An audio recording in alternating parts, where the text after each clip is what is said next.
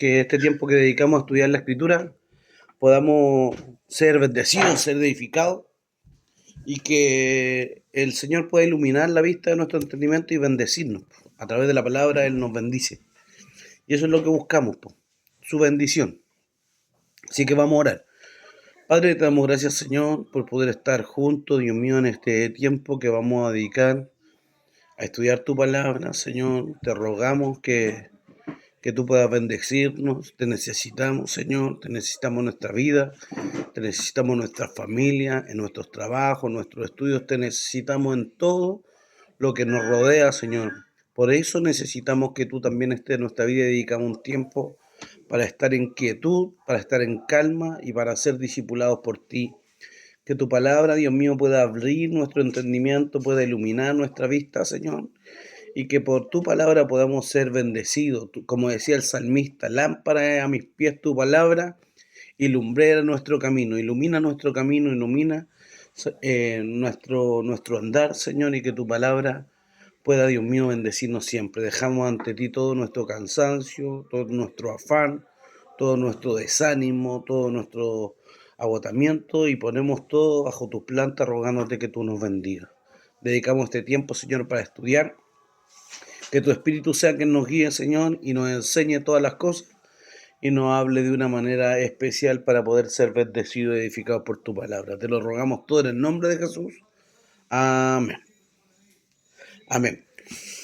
Bueno, la semana pasada estudiamos de la boda, ¿cierto? Igual hicimos como un paréntesis, pero venimos estudiando el capítulo 8, donde Jesús les dice, ¿cierto?, a ellos, de que Él es la luz del mundo, de que Él es la luz, y un poco el trasfondo es que ellos empiezan a cuestionar que su mensaje, su enseñanza o lo que Él habla no es verdadero, su testimonio no es verdadero, porque Él mismo es quien da testimonio acerca de Él. Eso es lo que estudiamos y es lo que venimos estudiando en el capítulo. Y Jesús entra en un debate con los judíos, entra en un conflicto de palabras con los judíos, empieza en como una pequeña discusión. Pero se centra su mensaje, se centra este capítulo, se centra esta enseñanza en lo que él comparte con los judíos, más que con la gente que estaba escuchando a Jesús, porque había mucha gente que estaba escuchando a Jesús. Su conversación se centra 100% en los religiosos de la época, un poco discutiendo, pero también él debatiéndole y hablándole acerca de que su testimonio era verdadero, acerca que él no hablaba de su propia cuenta, acerca que el Padre daba testimonio de él, acerca de que el Espíritu Santo también y las obras que hacía daban testimonio y todo lo que hemos compartido hasta hoy, ¿cierto? Quedamos la semana antepasada en el versículo 19. Juan capítulo 8, versículo 19. Hoy día vamos a darle continuidad a este estudio y vamos a comenzar con el versículo 20. Vamos a leer del 20 al 22 y luego otro hermano que pueda leer del 23 hasta el 26. Entonces, un hermano... 20 al 23. Sí. Estas palabras habló Jesús en el lugar de las ofrendas, enseñando en el templo, y nadie le prendió porque aún no había llegado su hora. Otra vez le dijo Jesús: yo me voy y me buscaréis, pero en vuestro pecado moriréis. A donde yo voy, vosotros no podéis venir. Decían entonces los judíos: ¿acaso se matará a sí mismo, que dice: a donde yo voy, vosotros no podéis venir? Y les dijo: vosotros sois de abajo, yo soy de arriba. Vosotros sois de este mundo, yo no soy de este mundo. Por eso os dije que moriréis en vuestros pecados, porque si no creéis que yo soy, en vuestros pecados moriréis. Entonces le dijeron: ¿tú quién eres? Entonces Jesús les dijo: lo que desde el principio os he dicho, muchas cosas tengo que decir y juzgar de vosotros, pero el que me envió es verdadero, y yo lo que he oído de él, esto hablo al mundo. Amén. Entonces, como decimos, sigue Jesús en su debate con los judíos. ¿Dónde estaba este debate? Según lo que estudiamos la vez pasada, ¿cierto? Él estaba en Jerusalén y puntualmente estaba en el templo. Aquí el versículo que leíamos, el versículo 20, nos da, Juan siempre empieza como dando, dando como una enseñanza o dando un dato como puntual, registrando un acontecimiento, dando un dato como certero de información acerca de dónde estaba Jesús, con quién estaba compartiendo, qué es lo que estaba hablando y acerca de la obra que venía haciendo. Y aquí da el lugar específico donde Jesús estaba enseñando, donde estaba compartiendo, ¿cierto?, esta enseñanza. Dice, estas palabras habló Jesús en el lugar de las ofrendas, enseñando en el templo, y nadie le prendió, porque aún no había llegado su hora. Entonces dice algo bien importante, ¿cierto? Dice que Jesús estaba enseñando en el templo, y dice que estaba en el lugar de las ofrendas. Estaba en el lugar de la ofrenda. El lugar de la ofrenda, nosotros, y en el templo había altares, ¿cierto? Estaba el altar del holocausto, estaban diferentes tipos de lugar donde se ofrecían sacrificios. Y estos estaban en el atrio exterior del templo. Hola. Esto estaba en el atrio exterior en el atrio exterior del templo. Y ese atrio exterior era donde todas las personas podían tener acceso. Tenemos que recordar que el templo estaba dividido en tres partes. El atrio, no, podríamos dividirlo hasta en cuatro partes. El atrio exterior, el lugar santo, no, en tres partes. El atrio exterior, que era el patio, el atrio exterior, el lugar santo y el lugar santísimo. Así estaba dividido el templo. Al atrio exterior podían entrar todos, podían entrar de hecho incluso las mujeres, ¿cierto? Todos podían entrar al atrio exterior. Y al lugar santo, ¿cierto? Solamente entraban los sacerdotes a ofrecer a prender, ¿cierto?, el altar, que no faltara el leña en el altar, a ofrecer la ofrenda de incienso. Y solamente al lugar santísimo podía entrar el sumo sacerdote, y esto era una vez al año en el día de la expiación, o en el Yom Kippur, que se llamaba, ¿cierto? En el día del sacrificio, en el día de la expiación, Yom Kippur. Entonces, y también, ¿cierto?, era bien importante Yom Kippur porque el sumo sacerdote debía prepararse todo el año para entrar a ese lugar, no era llegar y entrar al lugar santísimo. Era tanta su santidad, ¿cierto?, que si el sacerdote entraba en pecado, no estaba preparado, ¿qué es lo que pasaba cuando entraba? Caía muerto. ¿Por qué? Porque ahí estaba la presencia de Dios. Recordemos que en el lugar santísimo estaba el arca del pacto. Estaban los querubines, ¿cierto?, que cubrían el arca del pacto. El arca del pacto contenía la vara de Aarón, las tablas de la ley, y contenían también el maná, ¿cierto? Todo eso estaba en el lugar santo, estaba dentro del arca del pacto, y esto simbolizaba el trono de Dios, simbolizaba también la presencia de Dios. Por eso cuando el sumo sacerdote entraba, sus vestidos tenían campanitas, ¿cierto? Y cuando él estaba ministrando en el lugar santísimo, se escuchaba el sonido de las campanitas, de las manzanitas que tenía su vestido. Cuando el pueblo dejaba de escuchar esta campanita, el sacerdote estaba con una cuerda. Entonces, cuando ellos entendían que dejaban de sonar, era porque el sacerdote había entrado en pecado y había muerto, y tenían que tirarlo con la cuerda afuera. Entonces era tremendo el lugar de la santidad. Pero aquí, cuando está hablando Juan, en el capítulo 8, versículo 20, dice que Jesús estaba en el lugar, ¿cierto?, de la ofrenda. No era no era el lugar de los sacrificios, sino que era el lugar donde las personas traían su ofrenda económica, traían sus monedas, traían su ofrenda en dinero, ¿cierto?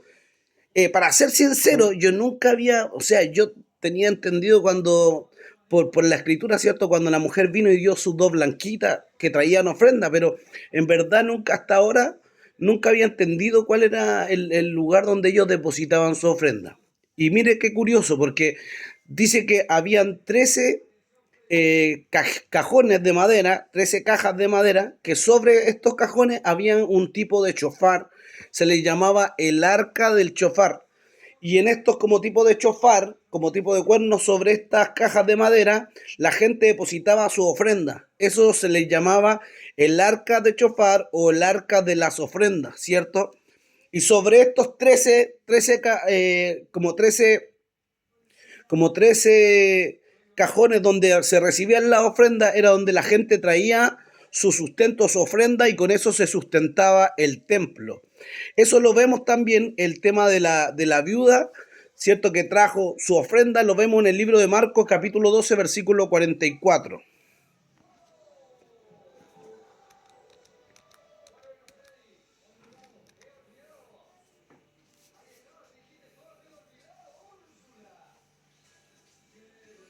Marcos capítulo 12, versículo 44. Porque todos han echado de lo que les sobra, pero esta de su pobreza echó todo lo que tenía, todo su sustento. ¿Puedes leer 2 versículos más atrás, hermanita? Ya. Y vino una viuda pobre y echó 2 blancas, o sea, un cuadrante. Entonces, llamando a sus discípulos, les dijo: de cierto os digo que esta viuda pobre echó más que todos los que han echado en el arca, porque todos han echado de lo que les sobra, pero esta de su pobreza echó todo lo que tenía, todo su sustento. Amén. Entonces ella había traído 2 blancas, ¿cierto? 2 blancas, quizás una ofrenda pequeña, ¿cierto? Pero ¿qué es lo que había hecho ella? Había dado todo cuanto tenía. ¿Y dónde había depositado estas 2 blancas? Como decimos, en el arca de los chofar, o arca de chofar le llamaban, o el arca de la ofrenda, ¿cierto? Y como le digo, eran 13 arcas que estaban en el patio exterior del templo, en el patio de las mujeres, por eso la mujer pudo entrar a ese lugar y traer la ofrenda. Y Jesús miró su ofrenda con buenos ojos. ¿Por qué? Porque dio todo cuanto tenía, no dio de lo que le sobraba, no dio de una cuarta parte de lo que tenía, ella entregó todo. Igual hay una profundidad y una enseñanza profunda ahí, porque Dios pide de nosotros todo, ¿cierto? No lo que nos sobra, no una parte de lo que tenemos. Dios pide de nosotros todo. Y no solo hablando en lo económico, hablando en lo espiritual, hablando en nuestra vida, Dios pide de nosotros todo, que le dediquemos a Él nuestra vida. Volvemos al capítulo 8, versículo 20. Hermano Sergio, ¿cuál era la cita? Era Marcos 12:44. Marcos 12:44. ¿Cierto? La viuda que dio 2 blancas.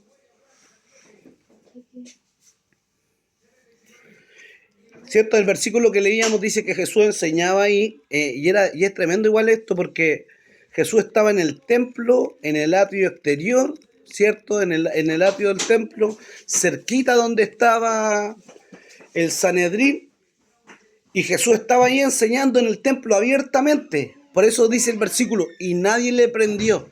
Si ellos querían encarcelarlo, si ellos querían enjuiciarlo, si ellos querían matarlo, Jesús estaba hoy día, como diríamos, a merced de ellos. Ellos podían venir y tomarlo, ellos podían venir y apresarlo, podían venir y llevarlo al concilio, llevarlo, ¿cierto?, al Sanedrín para ser enjuiciado.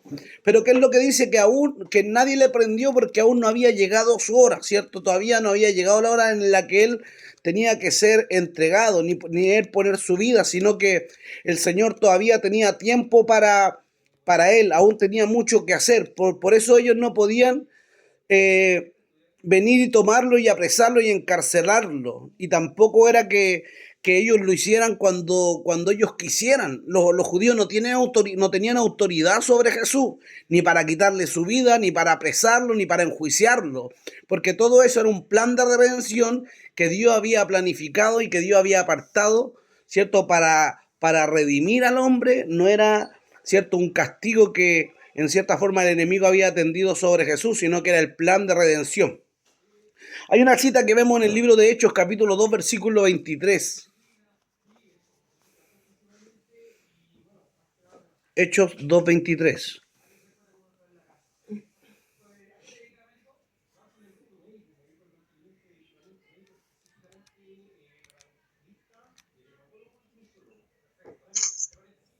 A este entregado por el determinado consejo y anticipado conocimiento de Dios, prendisteis y matasteis por mano de inicuos, crucificándole.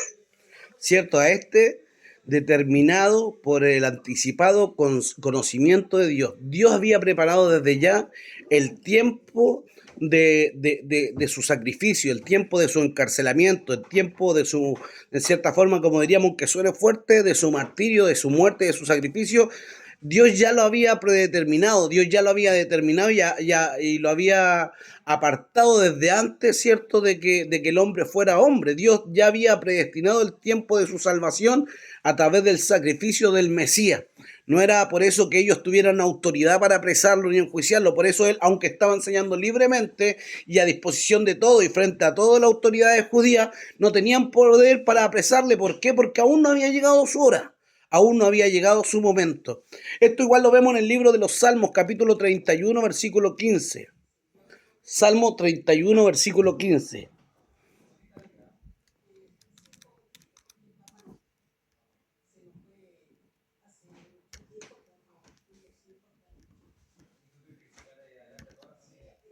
(31:15)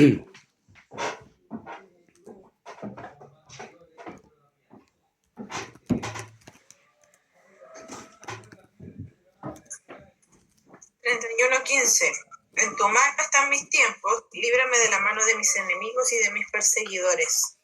Amén. ¿Cierto?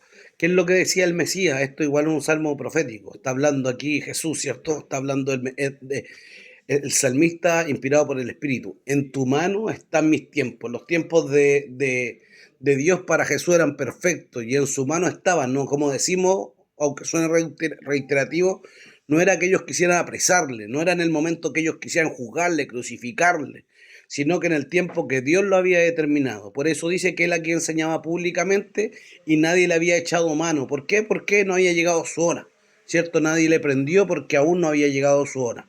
Versículo 21. Dice, otra vez les dijo Jesús, yo me voy y me buscaréis, pero en vuestro pecado moriréis. A donde yo voy, vosotros no podéis venir. Aquí se empieza a debatir directamente, como decimos, está aquí hablando en una discusión con los judíos. Entonces a ellos les dice, otra vez les dijo Jesús, yo me voy y me buscaréis, pero en vuestro pecado moriréis. A donde yo voy, vosotros no podéis venir. ¿Cierto? ¿De qué pecado igual Jesús le empieza a hablar? ¿Por qué Jesús le empieza a decir que en su pecado morirán? ¿En cuál pecado? En el pecado de haberle rechazado, ¿cierto? Aquí Jesús empieza a profetizar en cierta forma que llegará el tiempo en el que ellos lo buscarán, ¿cierto? Pero él ya no estará, ¿cierto? ¿Por qué? Porque ya habrá sido sacrificado. No es que ellos hayan querido crucificarlo, como decíamos, aunque suena reiterativo, sino que cuando llegue el tiempo en el que el Señor, al que el Padre lo permite que él pase por el tiempo de su sufrimiento, ¿cierto? Y permita que él muera, entonces cuando él ya no esté, los judíos le iban a buscar. Eso es lo que Jesús empieza a profetizar, eso es lo que empieza a hablarle. Pero también le dice que no le hallarán y que en su pecado ellos irán a morir, en su pecado ellos morirán. Es tremendo lo que Jesús empieza a decirles, porque no le está dando una opción o no les da una opción de salvación, le está diciendo que ellos van a morir en su pecado. Por lo tanto, serán condenados. Por lo tanto, no tendrán acceso a la salvación. ¿Y cuál es el pecado tan grande que Jesús les dice en el que morirán? El pecado de haberle rechazado. Aunque ellos se justifiquen o aunque ellos religiosamente hayan dicho que guardaron los mandamientos, que fueron circuncidados, que guardaban la Torá, que daban, no sé, sus tributos o que cumplían con la ley, el hecho de haber rechazado al que estaba frente a él, el hecho de que hayan querido quitarle la vida al Mesías, el hecho de que hayan resistido y rechazado voluntariamente de que Jesús era el Señor, que era el Mesías, el ungido, esto le hacía aptos para la condenación, lo hacía merecedores de la condenación, porque lo único que podía salvar al hombre era el recibir al Mesías, y ellos lo único que querían era matarlo, ¿cierto? Era quitarlo de la tierra. Y también le habla, ¿cierto? En cierta forma, proféticamente, de lo que habría de venir, cuando Jesús, ¿cierto? Ya no estuviera en medio de ellos, cuando Jesús ya no estuviera, hubiera partido de esta tierra, empieza a decirle que como que le buscarían en la desesperación del tiempo que vendrían. ¿Por qué digo esto? Porque después de que Jesús, ¿cierto?, es arrebatado, después de que Jesús ascienda al cielo, después de haber resucitado, vinieron años terribles para los judíos. Recordemos que en el tiempo, en el año 70 se levanta una tremenda persecución contra todos los judíos, destruyen el templo, se levanta el emperador, cierto Nerón, y empieza a destruir y a quemar toda la ciudad de Jerusalén, quema el templo, lo destruye, y empiezan a decir que los cristianos, cierto, habían quemado la ciudad de Roma, y empieza una tremenda persecución también para todos los judíos. Entonces, en medio de ese tiempo, en medio de esa desesperación, ellos también recordarán o clamarán o tendrían que acordarse de aquel que les predicó, de aquel que les enseñó, de aquel que les compartió la palabra, y ellos voluntariamente no quisieron recibirla. Entonces, en cierta forma le habla de eso, de que en sus pecados morirán por causa de rechazar al Mesías. Eso también lo vemos, ¿cierto? En el capítulo 3 de Juan, capítulo 3, versículo 17, el 18 y el versículo 36. Juan 3, 17 y 18 y 3, 36.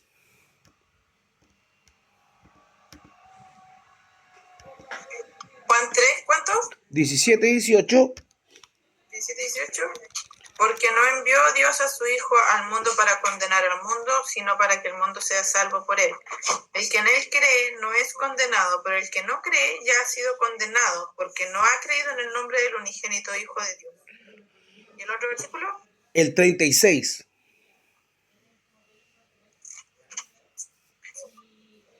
El que cree en el Hijo tiene vida eterna, pero el que rehúsa creer en el Hijo no verá la vida, sino que la ira de Dios está sobre él. El que cree, entonces, esa es la salvación.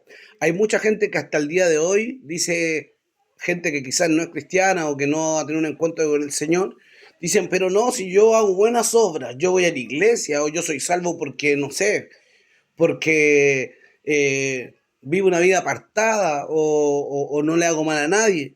Pero en verdad lo único que salva al hombre, lo único que le puede dar redención al hombre, lo único que redime y da eternidad al hombre es recibir al Hijo. El que recibe al Hijo, el que cree en el Hijo, este tiene vida eterna.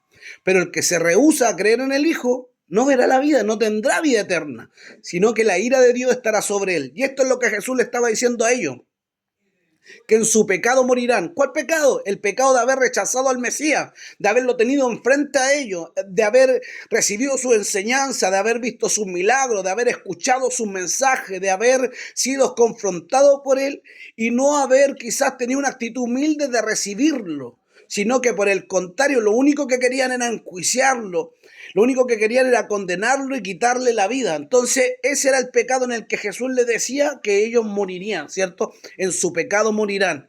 Y donde yo estoy, ustedes no estarán. Le está hablando de que no tendrían salvación. Le está hablando de que no iban a alcanzar la salvación, sino que la ira de Dios iba a caer sobre ellos, sino que la ira, el pecado que ellos habían cometido iba a traer como consecuencia la muerte. Como dice también en el libro de Apocalipsis, la muerte segunda iba a venir sobre ellos. Irían al infierno literalmente por el hecho de haber rechazado al Mesías. Es tremendo igual eso, ¿cierto? De que aquellos que rechacen, ¿cierto?, al Mesías, aquellos que rechacen la venida del Señor, van a tener que ser apartados, separados de aquellos que hemos recibido a nuestro Salvador. Por eso Jesús dice que Él no vino al mundo a condenar al mundo, sino que vino para que el mundo fuera salvo por Él. Pero ¿qué es lo que os sucede? Los hombres aman más las obras del mundo, la obra de las tinieblas que la luz, y por lo tanto no vienen a la luz porque sus obras son malas, rechazan voluntariamente la salvación, rechazan al Mesías y por lo tanto no pueden alcanzar salvación ni redención. Hay otro versículo que está en el libro de Segunda de Tesalonicenses, capítulo 1, versículo 9.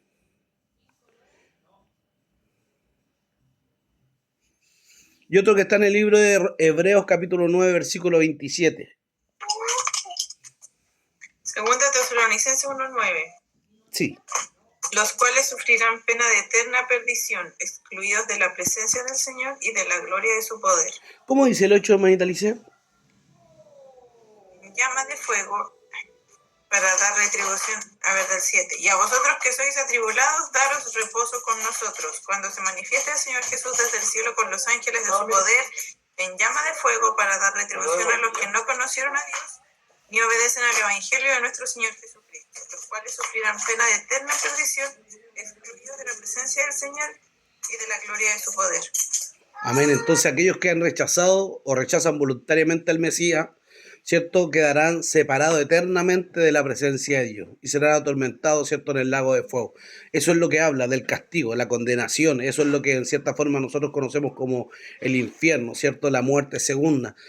Esto está reservado ¿para quién? Para todo aquel que rechaza al Mesías voluntariamente. Eso es la salvación. O lo acepto o lo rechazo. Y ellos aquí, ¿qué estaban haciendo? Rechazando al Mesías voluntariamente por cuanto no habían creído en él, habían decidido enjuiciarle, porque su enseñanza era mucho para lo que ellos decían, ¿cierto? Era mucho mayor su tradición, su religiosidad, que el hecho de poder ver al Mesías que estaba frente a ellos. Y como dice Hebreos capítulo 9, versículo 27, dice que muera una sola vez y después de esto el juicio, ¿cierto? El hombre está determinado a que muera una sola vez y luego viene el juicio. El juicio para los que hemos muerto en él es un juicio galardonador, ¿cierto? Donde él va, según nuestras obras que van a ser pesadas, va a ser el galardón que nosotros recibamos. No tenemos perdición, no tenemos condenación, no perdemos nuestra salvación, ¿cierto? Si permanecemos en él. Pero aquellos que le rechazaron, ¿qué va a ser ese juicio? Va a ser un juicio de condena. ¿Por qué? Por haber rechazado al Redentor, al Mesías, al que venía a morir en el lugar de toda la humanidad, ¿cierto? Voluntariamente lo rechazaron. Y eso también lo podemos ver, ¿cierto? Cuando Jesús, ¿cierto? Está en medio de los dos ladrones, ¿cierto?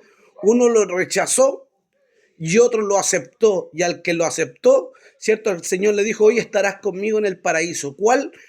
¿Cuál mérito hizo este hombre? ¿Cuál mandamiento cumplió? ¿Qué es lo que él hizo bien para alcanzar la salvación?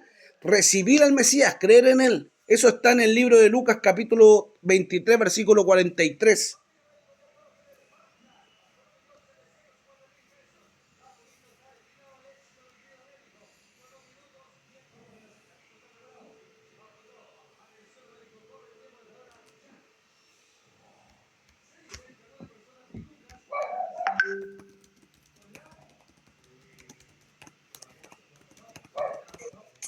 Entonces Jesús le dijo, de cierto te digo que hoy estarás conmigo en el paraíso.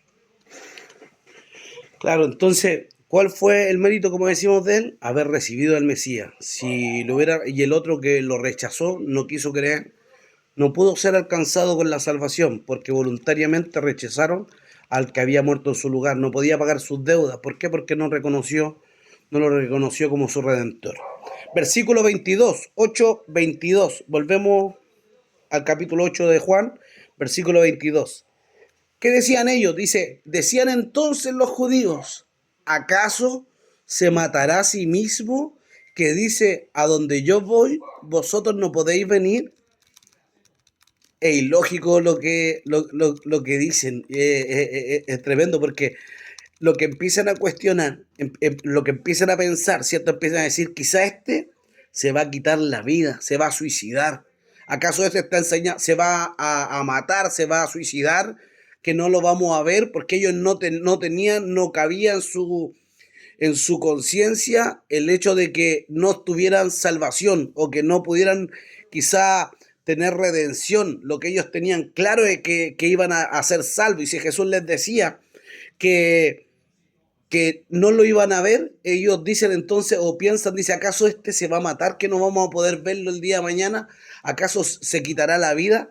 Entonces, en cierta forma, ellos lo que están haciendo es burlarse, ¿cierto? Burlarse de él, diciendo que quizá, diciendo eso, de que quizá él iba a matarse o a suicidarse. Para un judío, el suicidio es algo totalmente como aberrante, no pasa por su enseñanza, por eso vemos tan pocos casos de suicidio. De hecho, vemos solamente el caso de Judas y el de Saúl, que en realidad no fue un suicidio, aunque anhelaba la muerte, pero estaba herido de muerte, ¿cierto? No fue un suicidio tan literal, pero nos vemos más casos porque para el judaísmo el hecho del suicidio es algo aberrante, te quita toda esperanza de estar, porque ellos, al igual que nosotros, ellos creen en una vida en el cielo, ellos también creen en una salvación, una redención, y entonces tienen claro que el hecho de suicidarse automáticamente te hace ser excluido de la salvación, ¿cierto?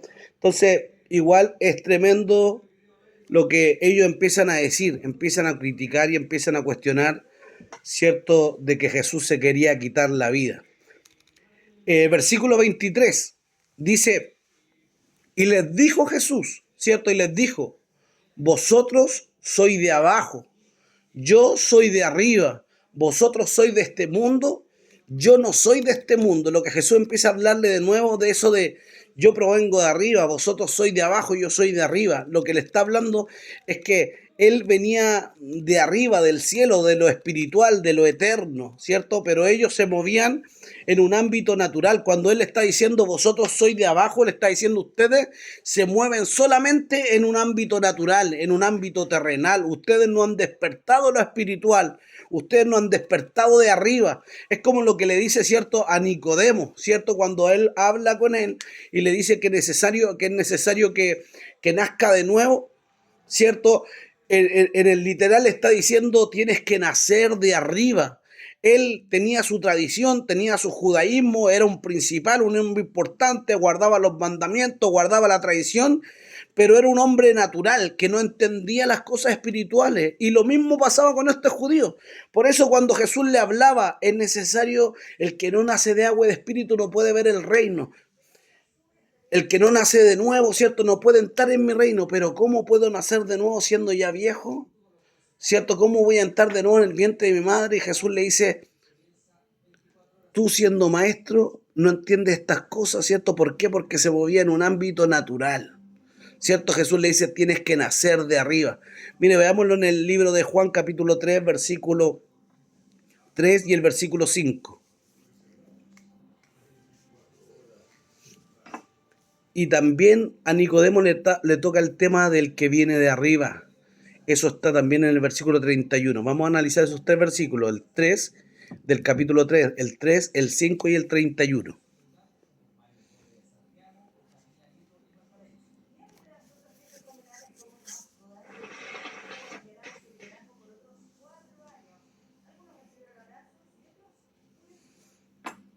Tres, 3, 5. ¿Lo tiene? Ya.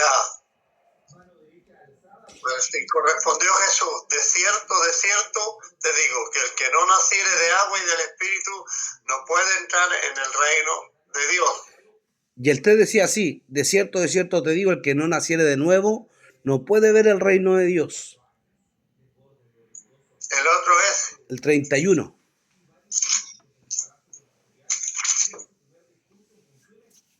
el que de arriba viene es sobre todo, el que es de la tierra es terrenal y cosas terrenales habla, el que viene del cielo es sobre todo. Claro, entonces aquí Jesús en este versículo le habla como de lo mismo y hablando de sí mismo, que él viene del cielo. Jesús siempre dijo, yo vengo del cielo, ¿cierto? Mi Padre que está en los cielos me envió. Él siempre dijo que venía del Padre, ¿cierto? Y hablando y dándole a entender que él era sobre todo, ¿por qué? Porque su enseñanza era una enseñanza y un principio del reino de los cielos. Eso es lo que él traía, el reino de los cielos a la tierra. Pero ellos, ¿cómo eran? Eran personas terrenales, ¿cierto? Dice, el que es de la tierra es terrenal, hablando de natural, ¿cierto? De carnal, y cosas terrenales habla, y cosas terrenales se mueve solamente en un ámbito carnal, natural. Eso es lo que dice Jesús. Y eso es lo que estaba compartiendo también con los judíos, ¿cierto? Cuando les dice de que ellos solamente son de abajo, ¿cierto? Jesús les dice eso, le dice, ustedes son de la tierra, yo vengo de arriba, ¿cierto? Así decía el versículo 23 del libro del capítulo 8, ¿cierto? Dice, vosotros sois de abajo, yo soy de arriba, vosotros sois de este mundo, yo no soy de este mundo. Jesús le está diciendo lo mismo, ¿cierto? El que viene de arriba es sobre todo, yo no vengo de este mundo, ustedes son de este mundo, ustedes se mueven solamente en un ámbito natural, ustedes se mueven por lo que ven, por lo natural, se mueven por sus sentidos, y así se movían. El hombre natural se mueve por lo que siente, ¿cierto? Por lo que ve, por lo que escucha, por lo que habla, por lo que se mueve por sus sentidos. El hombre natural solamente se mueve por su naturaleza, pero el que es espiritual es por sobre lo natural, ¿cierto? Esto por eso le llamamos sobrenatural, porque está sobre la naturaleza y se mueve no solamente por sus sentidos, se mueve por lo que cree.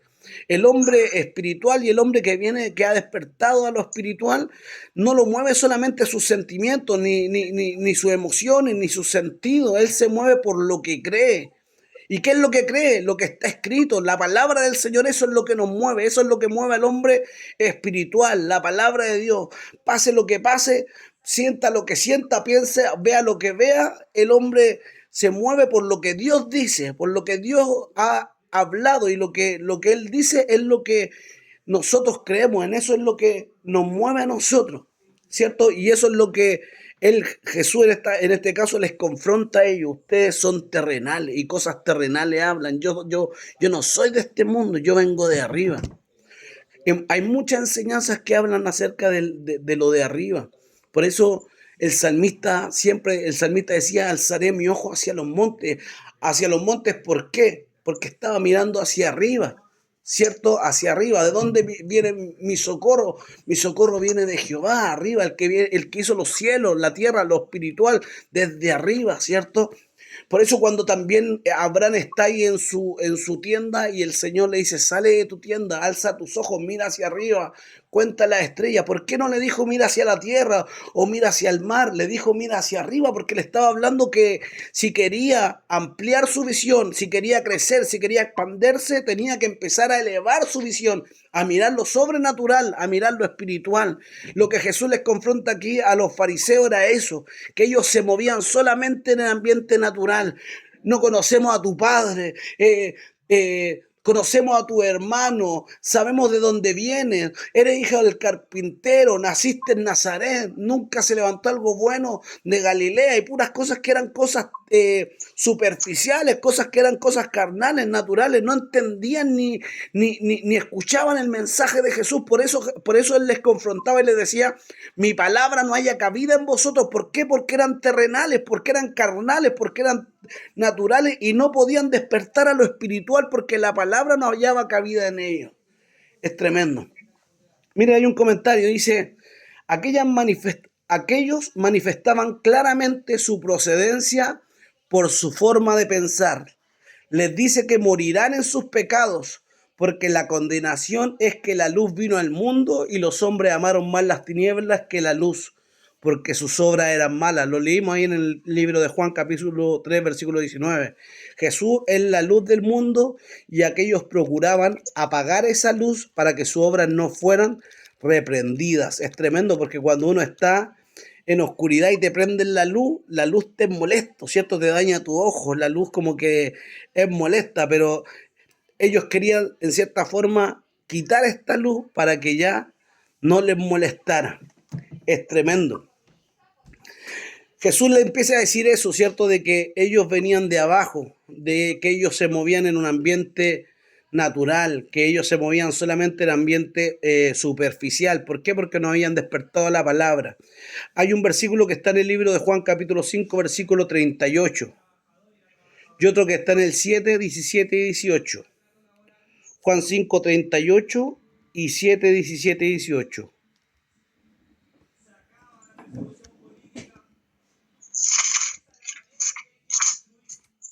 Ni tenéis su palabra morando en vosotros, porque a quien Él envió, vosotros no creéis. Ni tenéis su palabra morando en vosotros, ¿cierto? Porque aunque ellos recitaban la Torá, cantaban la Torá, hablaban la Torá, pero la palabra no estaba morando en ellos, la palabra no habitaba en ellos. ¿Por qué? Porque aquellos no podían ver a aquel que había enviado Dios y que estaba frente a ellos, no podían ver al que Dios había enviado, ¿cierto? Que estaba frente a ellos.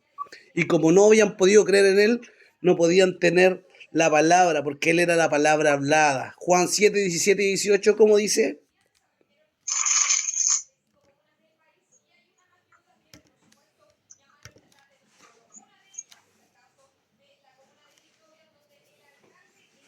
Dice, el que quiere hacer la voluntad de Dios conocerá si la doctrina es de Dios o si yo hablo por mi propia cuenta. El que habla por su propia cuenta, su propia gloria busca, pero el que busca la gloria del que le envió, este es verdadero y no hay injusticia en él. El que quiera hacer la voluntad de Dios conocerá si la doctrina es de Dios o si yo hablo por mi propia cuenta, lo que Jesús decía, ¿cierto? Y el versículo 8, capítulo 8, versículo 42 también habla acerca de eso. Juan 8, 42.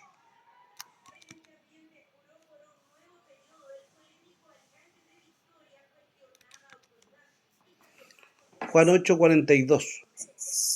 Jesús entonces les dijo, si vuestro Padre fuese Dios, ciertamente me amaríais, porque yo de Dios he salido y he venido, pues no he venido de mí mismo, sino que Él me envió.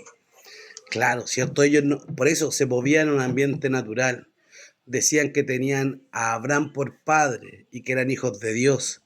Pero si ellos hubieran sido hijos de Dios o hubieran tenido a Abraham, ¿cierto? El patriarca por padre, hubieran recibido, ciertamente hubieran amado a Jesús, ciertamente lo hubieran recibido. ¿Por qué? Porque él provenía de Dios.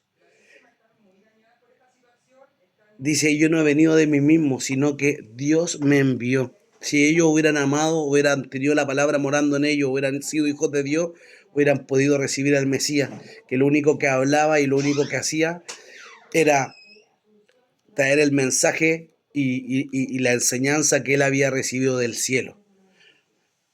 ¿Por qué estos hombres se movían en este ambiente? Aunque eran religiosos, se movían en un ámbito natural. Eso lo vemos en el libro de Primera de Juan, capítulo 5, versículo 19.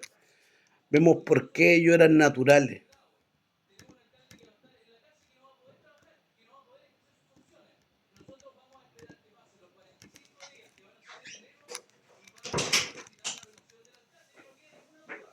Vamos a leer el 18 y el 19.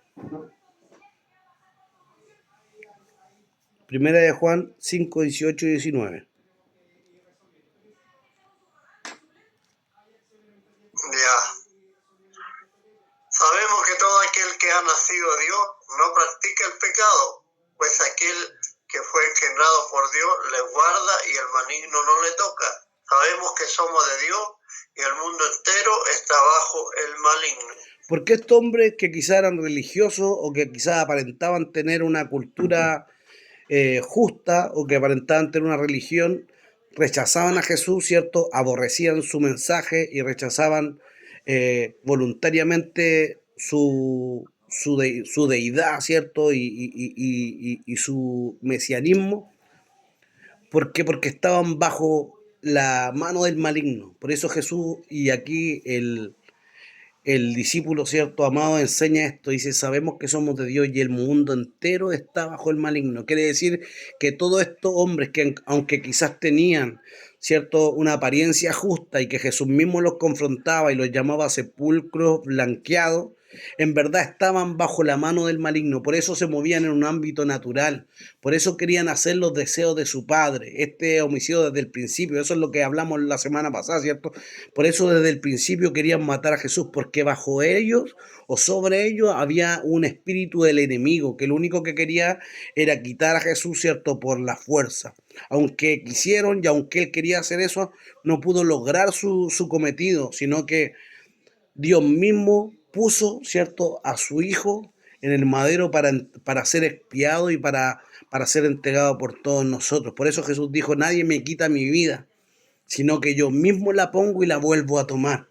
Sabemos que todo aquel que ha nacido de Dios no practica el pecado, pues aquel que fue engendrado por Dios le guarda y el maligno no lo toca. El Mesías, aquel que fue engendrado por Dios, aquel que estaba siendo rechazado por estos hombres religiosos, es aquel que nos guarda, ¿cierto? Y lava y limpia nuestros pecados. No es que no cometamos pecados, en realidad por nuestra naturaleza pecamos. Pero ¿cuál es la diferencia? Que a través de su sangre, a través de su sacrificio, Él nos lava diariamente de nuestros pecados. Y ya no practicamos el pecado, ¿cierto? Sino que Él nos guarda y el maligno no nos toca. ¿Por qué? Porque Dios nos tiene cercados. Estamos en la voluntad de Dios. Amén. Dice, volvemos al capítulo 8 del libro de Juan, versículo 24.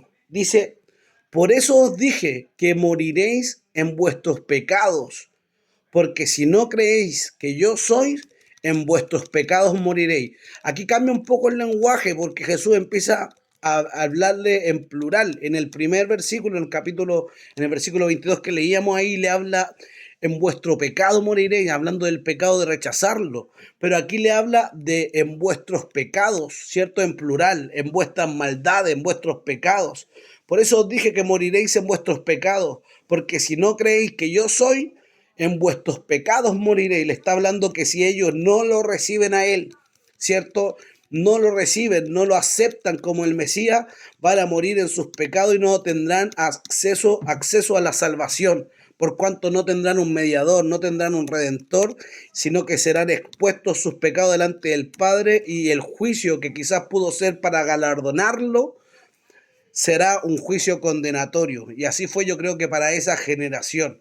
Pero es tremendo porque aquí Jesús les dice, porque no creéis que yo soy, ¿cierto? Así les dice. Jesús había dicho y usado este término muchas veces, ¿cierto? Jesús había dado este nombre, ¿cierto? Yo soy muchas veces, pero conjugado, este verbo conjugado, ¿cierto? Yo soy el pan del cielo, yo soy la luz del mundo, yo soy el agua, ¿cierto? Que yo soy el camino, la verdad, la vida, yo soy todo. Jesús habló muchas veces, yo soy la puerta.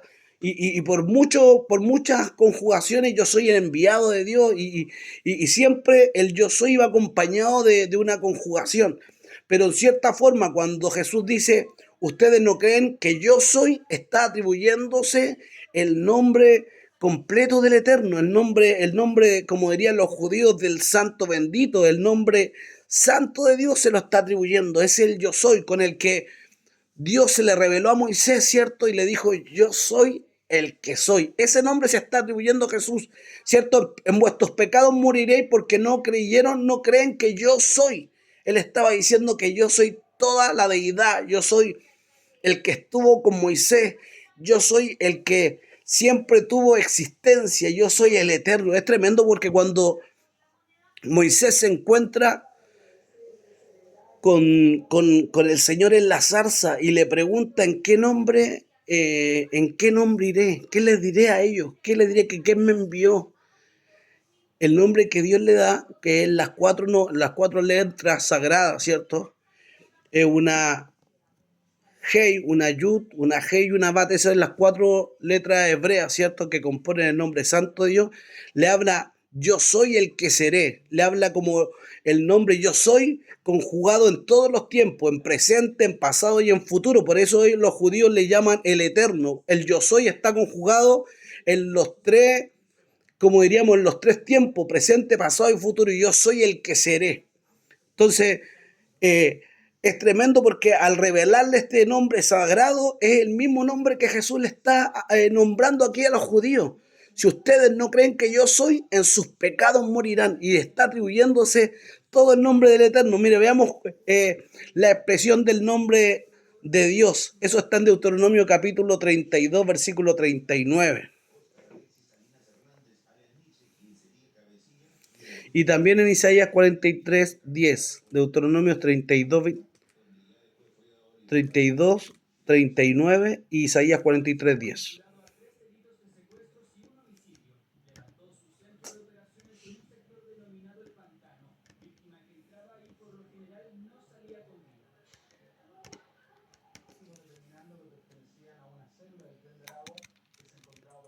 Deuteronomio 39. Ved ahora que yo soy, y no hay dioses conmigo. Yo hago morir y yo hago vivir. Yo hiero y yo sano, y no hay quien pueda librar de mi mano. Entonces él aquí igual habla de su nombre. Ved ahora que yo soy, ¿cierto? Él se atribuía el nombre yo soy, era el nombre del Eterno, el nombre de Dios. El innombrable, como diríamos, ¿cierto? No hay dioses conmigo. Yo hago morir, yo hago vivir, yo hiero y yo sano. Y no hay quien pueda librar de mi mano. Isaías 43, 10.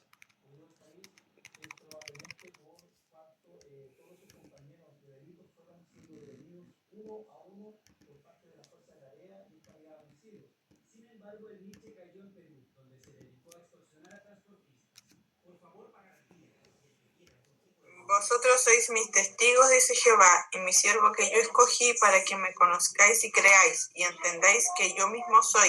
Antes de mí no fue formado Dios, ni lo será después de mí. Vosotros sois testigos, ¿cierto? Sois mis testigos, dice Jehová, y mi siervo que yo escogí, el Mesías que él ha enviado, ¿cierto? Antes de mí no fue formado Dios, ni lo será después de mí. Yo Jehová, y fuera de mí no hay quien salve, ¿cierto? El yo soy. Y se le revela también a Moisés ahí en el libro de Éxodo capítulo 3 versículo 14. Éxodo capítulo 3 versículo 14.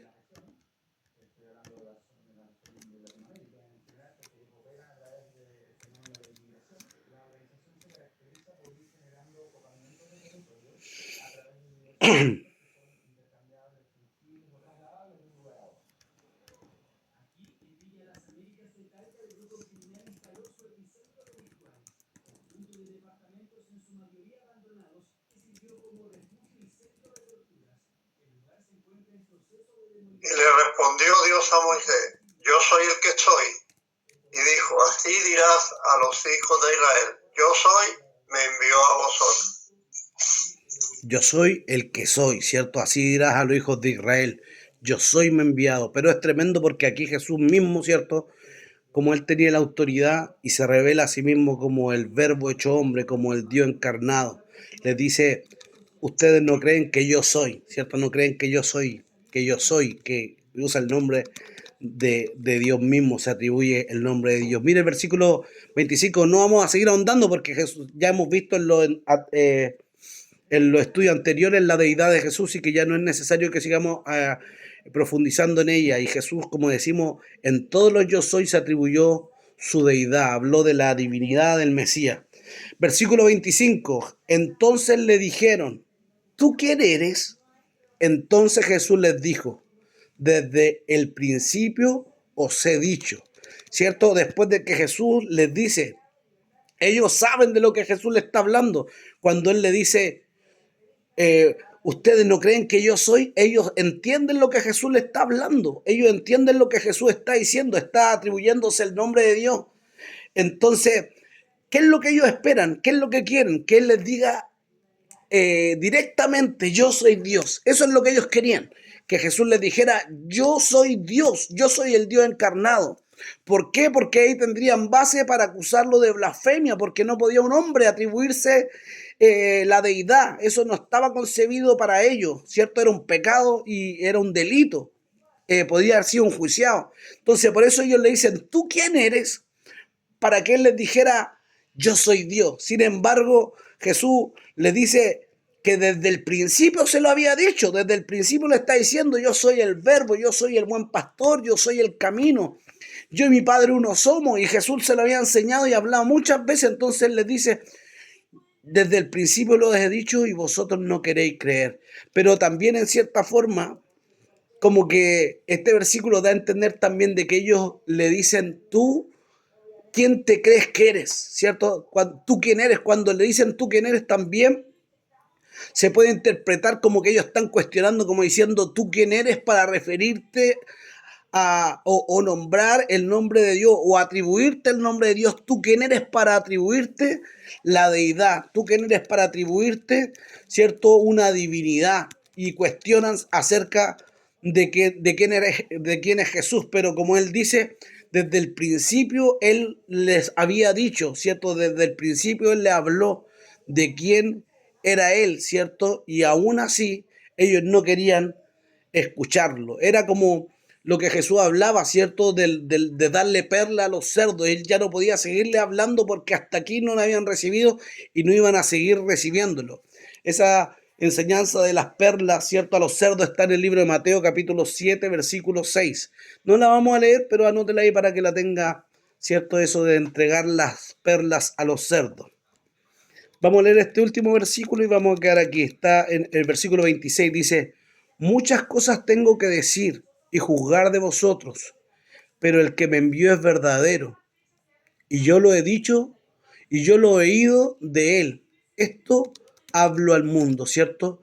Lo que él les dice aquí es que él tendría muchas cosas que decirle y que juzgar de ellos. Jesús conocía sus pensamientos, Jesús conocía sus intenciones, Jesús conocía su interior, Jesús conocía sus debilidades.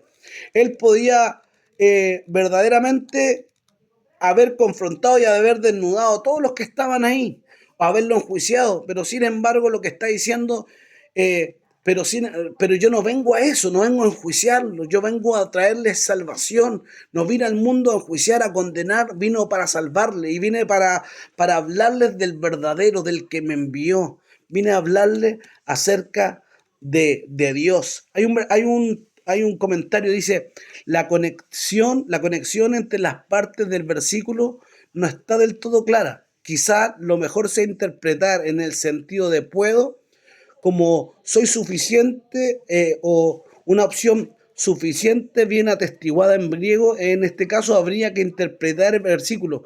Muchas cosas puedo decir de vosotros para condenarlos, aunque en realidad me abstengo de pronunciar mis propias palabras y emitir mis juicios personales, pero prefiero hablar de las cosas que he oído del que me envió, que son la verdad pura, porque también Él es absolutamente veraz, ¿cierto? Muchas cosas podría decirle, muchas cosas podría confrontarle, pero prefiero hablarles de Dios, prefiero hablarles del que me envió, porque su palabra es verdadera, ¿cierto? Y todo lo que él hablaba no lo hablaba por su propia cuenta, hablaba lo que había visto, lo que había oído, lo que había visto en el cielo, lo que había visto del Padre, eso es lo que él daba a conocer, ¿cierto? ¿Por qué? Porque estaban conectados. No hablaba por su propia cuenta, no hablaba terrenalmente, hablaba lo que había recibido de arriba, lo que me es dado de arriba y lo que Jesús les dice, que el que es de arriba es sobre todo. Lo que Jesús quería era que ellos pudieran ser elevados, poder alcanzar la salvación. Sin embargo, lo único que ellos querían era rechazarlo y condenarlo. Y a través de ese rechazo que ellos producían, a través de ese rechazo que ellos se generaban de Jesús, lo único que iban a alcanzar era morir en sus pecados y no alcanzar la gracia del que estaba frente a ellos. La gracia hecha hombre, no pudieron verla porque los cegó su naturaleza torcida, caída, apartada, su naturaleza de tiniebla. Tremendo igual el estudio de hoy, ¿cierto? Hemos podido compartir acerca, primero del arca, de la ofrenda, ¿cierto? Acerca de estas 13 arcas que estaban ahí, ¿cierto? A las cuales esta mujer trajo todo cuanto tenía y el Señor lo miró con gratitud. Y también a través de lo que Jesús enseñaba, ¿cierto? De que ellos morirían en sus pecados por rechazarlo, por rechazar al yo soy, por rechazar al Dios hecho hombre. Solamente cuestionaban o rechazaban su lenguaje. ¿Por qué? Porque se movían en el ámbito natural.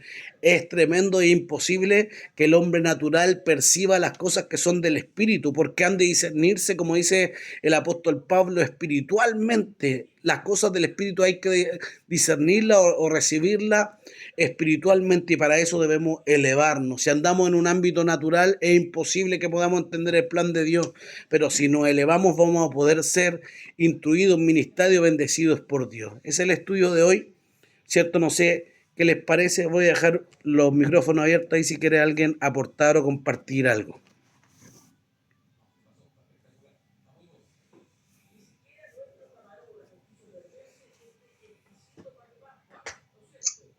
Bueno, me parece rescatar varias cosas como las que dijo usted, el tema de la ofrenda, estaba leyendo también esto, de las 13 cajas que habían ahí, que la gente ofrendaba, y lo otro, el tema este de que cuando se nos aclaró a lo mejor la interpretación de cuando dicen su pecado moriréis, entender que el pecado era por rechazar a Cristo, rechazar la medida. Entonces son puntos para mí muy importantes porque cada vez voy entendiendo más el texto de la palabra. Así que para mí eso es importante. Amén. Amén, Dios lo bendiga, pastor. Eso es importante, ¿cierto? Profundizar y entender el texto, lo que Dios nos quiere enseñar, lo que nos quiere decir, ¿cierto? Manalicet. Sí, estaba reflexionando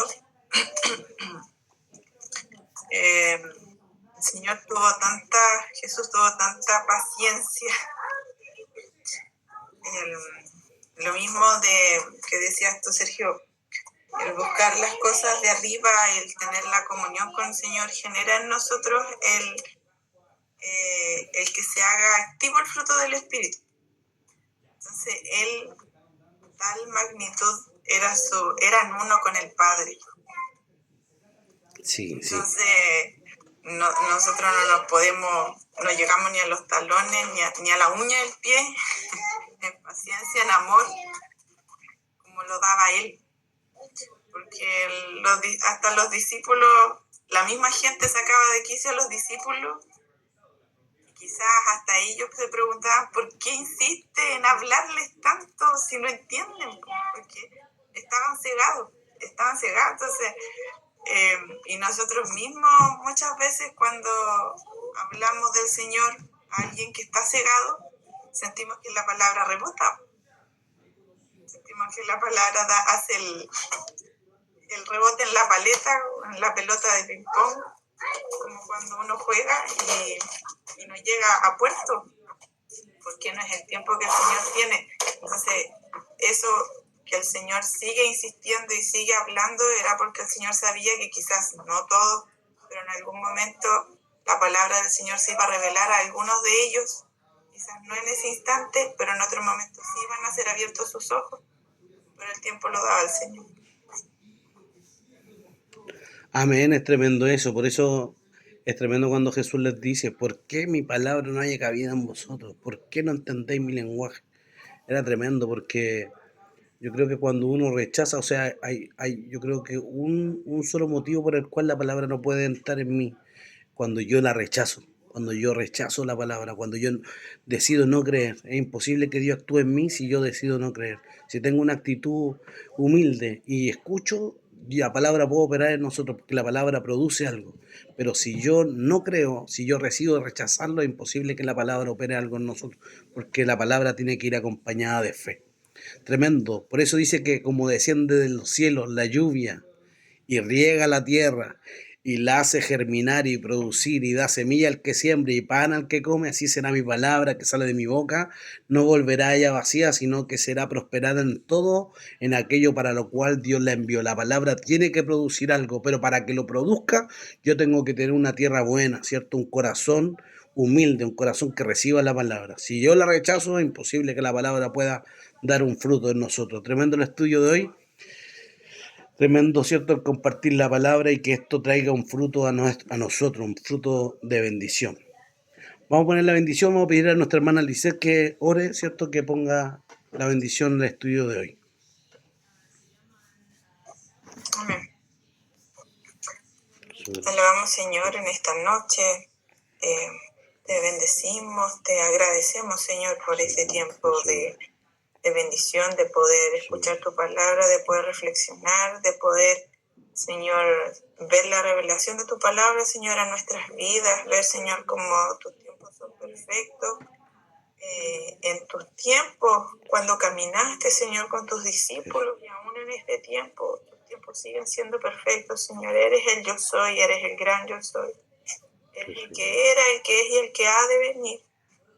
El que pone todo en orden, Señor, el que tiene el control de todas las cosas. Y el que quizás el día de ayer hubieron ciegos, Señor, que rechazaron tu palabra, pero el día de hoy esos mismos ciegos, Señor, es donde, Señor, tú puedes ablandar corazones, Señor, tú puedes transformar vidas, Señor, abrir oídos, Señor, a tu palabra. Gracias, Señor, porque tu palabra, Señor, es importante, Señor, para cada uno de nosotros, Señor, y queremos atesorarla, Señor, queremos seguir aprendiendo de ti, queremos seguir, Señor, reflexionando, Señor, que tu palabra se nos siga revelando, Señor, a nosotros, a nuestras vidas. Esta comunión, Señor, que el Padre tenía en uno contigo, Señor amado, nosotros podamos, Señor, esforzarnos cada día para poder, Señor, llegar a ser como tú, Señor amado. Glorifícate, Señor, en este tiempo, en nuestros hermanos, Señor, en los que están, Señor, en este estudio, en los que no han podido estar también, Señor, por diferentes motivos. Bendice, Señor, los hogares, Señor, de nuestros amados hermanos. Sí, Señor. Jesús. Bendice, Señor Jesús, a nuestro hermano Sergio. Gracias, Señor, por predicar tu palabra, por, Señor, estudiar, Señor, para poder enseñarnos también en este tiempo. Bendice a él, Señor, a su familia, para que siga, Señor, obrando y bendiciendo, Señor, a cada uno de nuestros hogares. Gracias, Señor, en el nombre de Cristo Jesús. Amén. Amén. Que Dios les bendiga mucho. Que Dios les bendiga mucho. Nos vemos el domingo. Dios les bendiga mucho. Bendiciones. Bendición, hermanita Lisette. Bendición, pastor. Bendición, hermano Hernán. Dios te bendiga, mamita. A todos. Saludos a la pastora. Saludos a Felipe igual. Dios les bendiga mucho. Chao, chao. Bendiciones. Chao, chao. Chao, pastor. Chao, chao.